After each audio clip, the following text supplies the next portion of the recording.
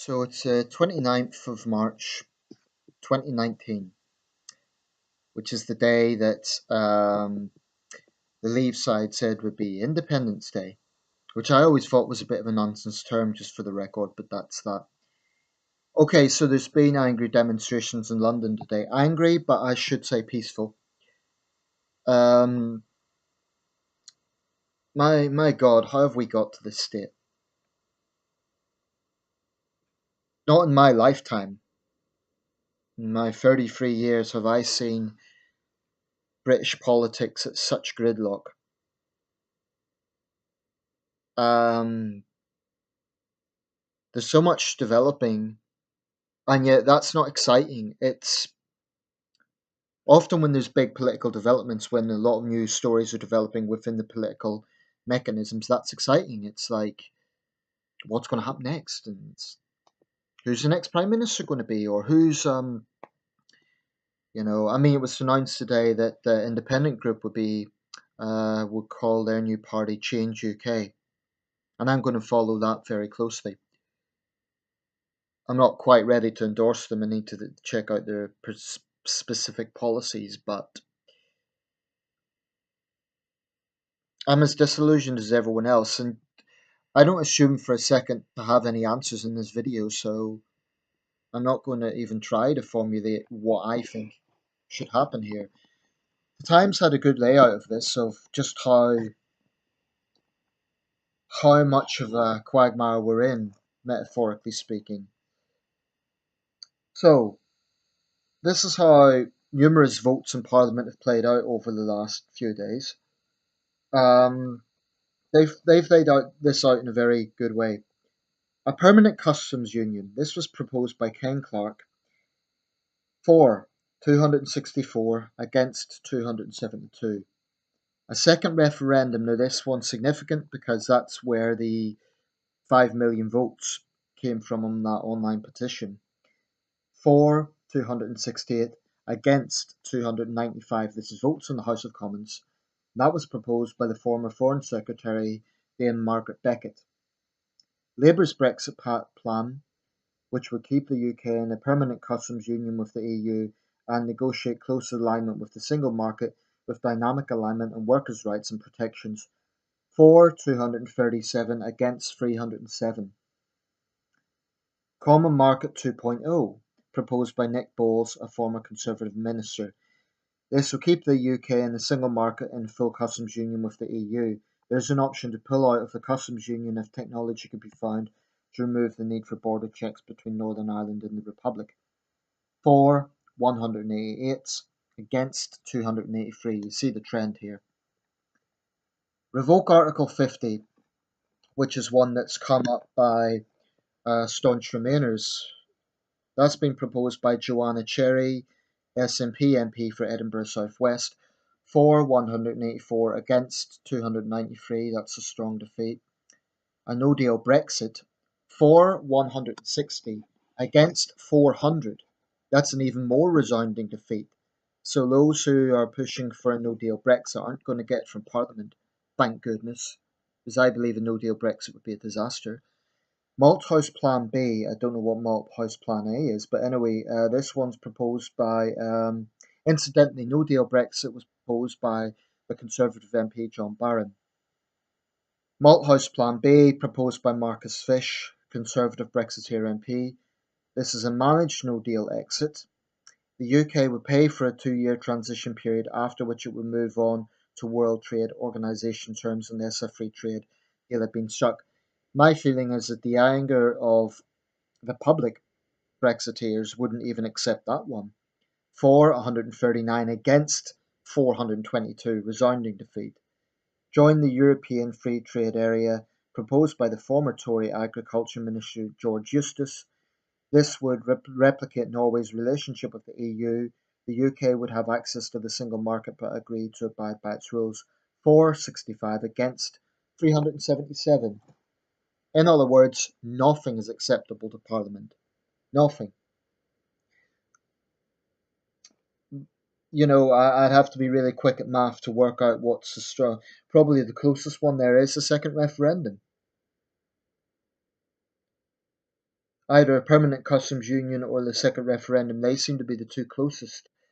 Once again, permanent customs union 276, or excuse me, 264 for, 272 against. That's a difference of just 8 votes. Second referendum 268 for, 295 against. That's 7 MPs. That seems to be the closest result of all of those in Parliament. So a no deal Brexit and Malthouse Plan B is just they're the most distant plausible options within Parliament. But as Halagarani said on CNN, or the minister interviewing her, we have a situation right now of, as they put it, a Remain Parliament versus a Brexiteer public. I wouldn't put it in such simplistic terms, but here's my concern. The anger of Brexiteers is rising by the day. And I do understand their frustration, I genuinely do. The way they see it is they voted to leave the European Union. They expected that to happen today, and we haven't left. And there's a prospect if this extension, as I understand it, the extension goes up to April the 12th. And if that isn't sorted out, then we'll have to take part in the European elections, which would seem silly when we're in the process of leaving the European Union. My concern is that the anger I've seen otherwise reasonable people genuinely say that rioting is their only option. And like I say, today there was, as I understand it, no arrests, no violence. That's good, but I think there's a real potential of violence breaking out, and that's not a smear on Brexiteers. I'm going by what I've been seeing online. People are genuinely saying that rioting's the only option they have left. So it wouldn't surprise me if sometime down the line, maybe not so long from now, we do see French style urban unrest. The yellow shirt, yellow vest type protests. The yellow vests have made some headway in the UK, not a huge amount, but and that's concerning because that's blatantly infiltrated by far right and far left aspects. But here's my question for hard Brexiteers who are threatening to riot. Your whole thing was about taking back control. Now how does rioting solve anything? I get your frustration, but how will that approach solve anything? Destroying destroying society. And to try to blame any of this on Remainers is beyond absurd.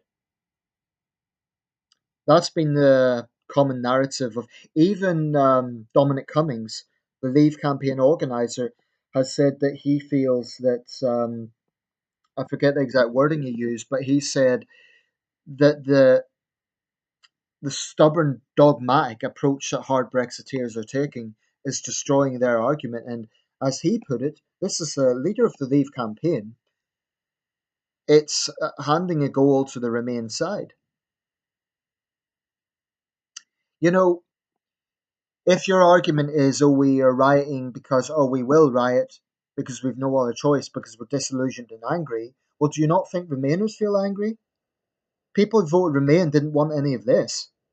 Do you really think if if the referendum had went to Remain, and I know it didn't, but if it did, we would not be in this mess. That's a fact. It's a plain fact.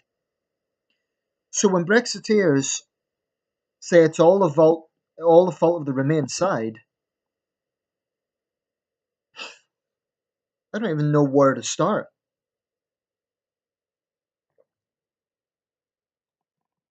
Okay, you could say that those who are calling to revoke Article 50 are undemocratic. But I saw an interesting analogy this week, and it's this. Let's say you arrange to go to a restaurant. It's Monday. You arrange to go to a particular restaurant on Friday. You have, say, 5 friends, and 3 out of the 5 friends want to go to a particular restaurant, and the other 2 didn't. Now, let's say during the course of that week, it was discovered that that restaurant had bad food. Say health and safety inspectors are given warnings about it. So, during the process of the week, then three of the friends then change their mind and decide to go to another restaurant. Now, that would be going against the unanimous decision on the Monday.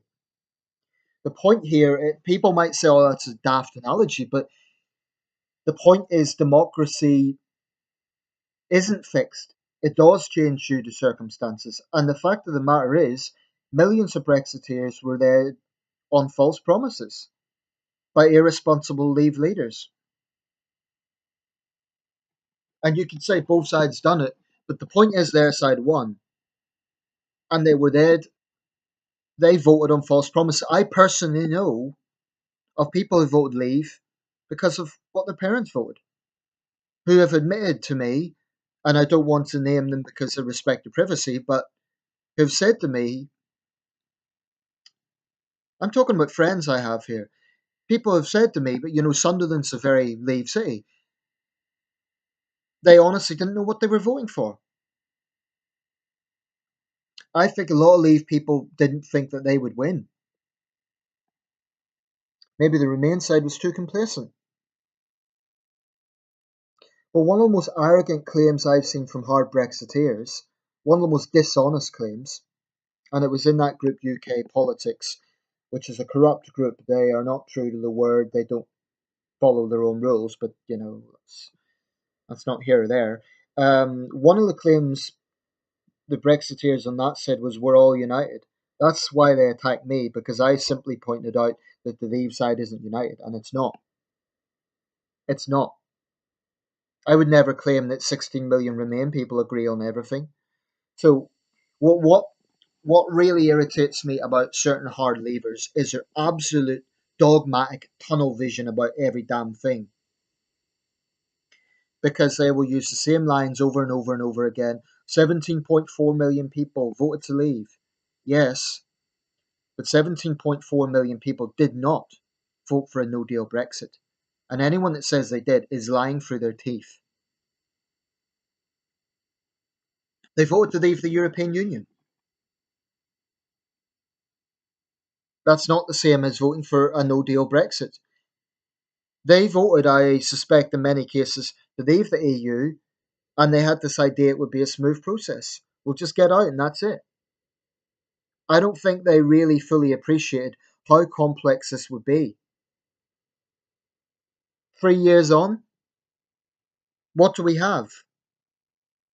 A parliament that can't agree on anything, two major parties that are utterly divided in themselves, and a public that's bitterly divided. So, can someone tell me what exactly good has come out of this thing? Nothing. I can't see a single thing. We've seen glimmers of light, countries like Australia and the United States promising trade deals, and that's great. If they go ahead, I'll always welcome that. But that's about it. When Nissan and Honda were talking about pulling out, even though the CEOs said that Brexit at least was part of it, they didn't say it was the only reason. I get that. But they did cite Brexit as one reason. The attitude of Leavers, oh, it's got nothing to do with Brexit. They have their head in the sand. Any any bad development that comes from this, they'll say it's got nothing to do with Brexit or it's Project Fear. Yet they're the ones who are very angry and very. I mean, Project Fear. When Jeremy Hunt compares the EU to the Soviet Union, when Nigel Farage, as he did this week, makes analogies to the Treaty of Versailles. Let's just be clear about this. The Treaty of Versailles came after 4 years of total war, millions dead. To me, that's an utterly crass analogy.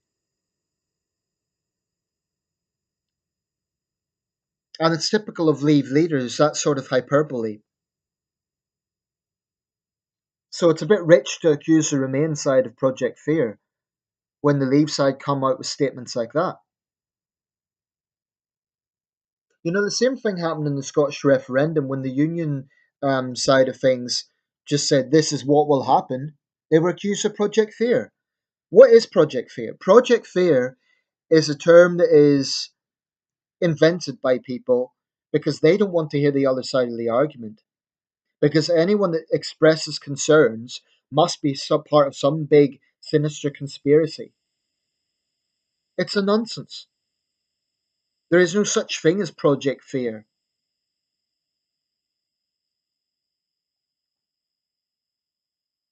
I think this is hugely damaging the image of the UK. I think the rest of the world is looking at this and thinking, what is wrong with the British? Why can't they get their act together? And it's probably one thing both Remain and Leave would actually agree on. Can we just do something? I'm almost at the point of, I think my gut feeling is no deal would be a disaster because it would mean renegotiating with every country from scratch, which would mean years of market uncertainty. But I'm at the point of almost wanting something, even an option that I don't like, rather than the current situation, which is just massive uncertainty. As for the Prime Minister's job, honestly, I'm not investing that much time on thinking who will be the next leader. I think there probably will have to be a leaver. But honestly, whoever occupies that position will find themselves stepping into the very same pillory that Theresa May is now in. And whatever they do, they will be criticised. So it's a bit strange that they're queuing up to replace Prime Minister. It's almost like weird. I don't know. I mean, it's very hard to understand why they would want her job. I mean, the premiership's always going to be pressurising, but at this particular time, who would want to be in Theresa May's shoes? Yet Tories seem to be lining up for it. I'm not even going to speculate on future leadership. It looks like Johnson's in the pole position right now, but I'm not even going to speculate on that because May hasn't given an exact day. And that's probably why she's got no thanks for announcing that she will resign because she didn't give us a specific day. So she's leaving that question mark there. I think she's trying her best to buy time. I just don't know at this stage. I feel angry somewhat. I feel angry at those who are so dogmatic and so tribal that they're incapable of thinking just maybe this might have been a mistake. To me, that demonstrates a stubbornness. If you cannot even humor the idea, look, I get it. The EU is a flawed organisation. I understand the reasons why people voted leave.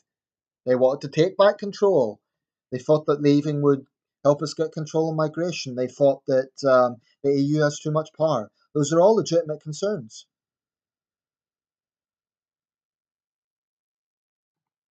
But did anyone want this current situation? A situation that has come about because of Brexit, because of the Brexit process. This didn't come about because of some sort of Remain agenda. This came about because of a refusal to accept that Brexit wasn't going to be all it was cracked up to be. This has come about because it was always going to come about. And I think this is hugely going to damage David Cameron's legacy, incidentally, as a Premier. He called two divisive referendums. He should have learned after the Scottish referendum. All referendums do is divide. I'm not sure I believe in direct democracy because I'm a Democrat, but direct democracy, as we are seeing here, what does it do? It just divides the nation. It just causes bitterness, resentment, tribalism, and a situation where no one can agree on anything. I'm not sure if a general election would help because if Corbyn won, well, Corbyn's worldview and ideology is controversial enough as it is. I just don't know where we go from here. And as much as I love this country, it's hard to be enthusiastic about the current state of Britain. It's just hard to feel motivated. I don't know what the best approach is. But I know there are many, many Leave people out there who are not hard leavers. They don't want a Brexit at any cost. And I'm not going to tell them what they should do or what they should think. But I will say this: those hard leavers, i.e., those who want no deal and don't care what the consequences are, they're in the minority now. So they can no longer use this line, oh, it's the will of the people. 17.4 million people do not agree about what process Brexit should take.